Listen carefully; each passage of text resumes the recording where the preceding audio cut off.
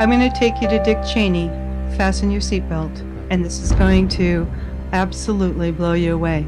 I would like you, if you can do this on your computer, to go to methodicaldeception.com.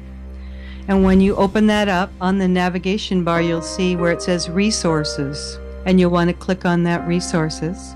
And then there's a big box that says about the Israeli art students at the World Trade Center. Click here.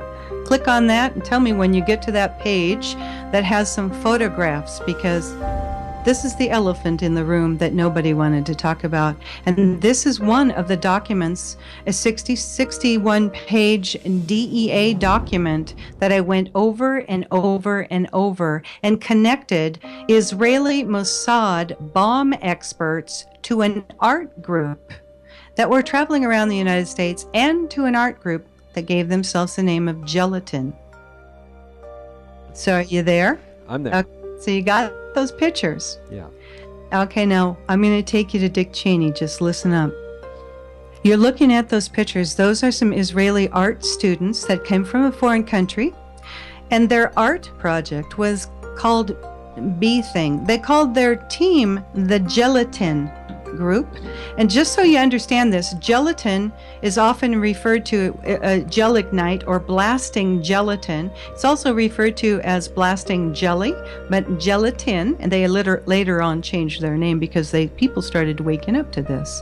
So they named their name Gelatin. They called their art project the B Thing, and you will see on the left-hand side a photograph of the title page of their book.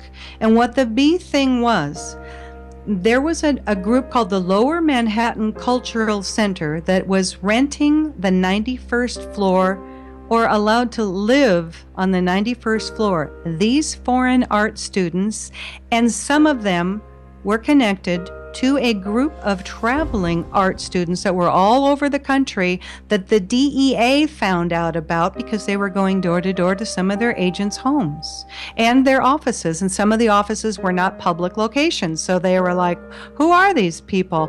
There's Israeli students trying to sell us art. This was just a smokescreen. So you wouldn't go to where we're about to go. Now, the guy in the pink shirt, he's on the top right-hand side. Yep. Kind of a pink shirt on. He has repelling gear on. Yeah. They removed a window. This was their art project.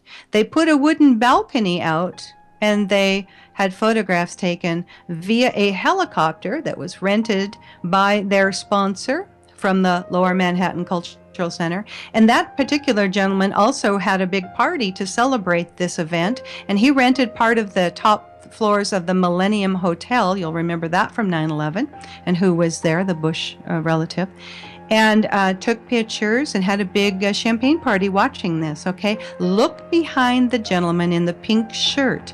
You're going to see two big bold numbers. It says BB18. Those are fuse holders. Now look at all three pictures and look at how many boxes of plastic fuse holders that can be used for remote control demolition. And ask yourself, why would art students from Israel and Austria be having thousands of fuse holders? This building was built in the early 1970s. They weren't electricians. They weren't redoing all of the electricity in that building. You know, think about this. Okay, so I get this book out, I'm waiting for my shipment of books to show up, and I literally had a voice say to me, look into this. Those fuses, by the way, come from a company called Littel Fuse, Littel Fuse Company. They're located in Chicago. And some little voice said to me, take a look into this Littel Fuse Company, where all of those fuse holders behind those artists are. And now some of those artists are guaranteed Mossad bomb experts. And that's in the DEA document that you can read. So I find out that Littel Company is a subsidiary of a corporation called Tracor, Tracor. Now, Tracor, they went bankrupt and split their company. They were a government contractor. They split them off into Tracor Aviation, Littel Fuse, and Tracor Defense Holdings. They're based in Austin, Texas.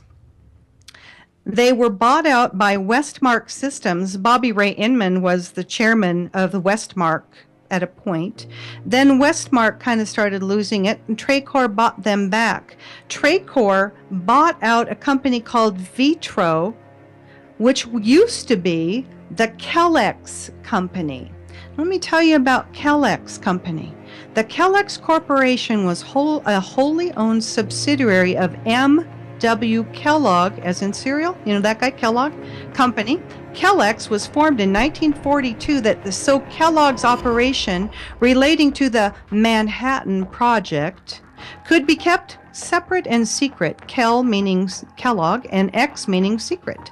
The new company's goal was to design a facility for the production of enriched uranium through a gaseous diffusion technique. In gaseous diffusion, isotopes of uranium-235 could be separated from uranium-238 by turning uranium metal into uranium hexafluoride gas and straining it through a barrier material. Now, this is kind of interesting too. So for those of you who remember that originally the first responders were getting calls that there was a missile launched from the Woolworth building. The newly formed Kellex Company's original headquarters were in the Woolworth building in Lower Manhattan. I know, it's just another coincidence, isn't it? They later on moved to Oak Ridge, Tennessee. But now the Kellex Company, you will know them today. Here we are, fasten your seatbelts, as Halliburton. Dick Cheney's old company. There you go. I told you I was going to take you to Dick Cheney.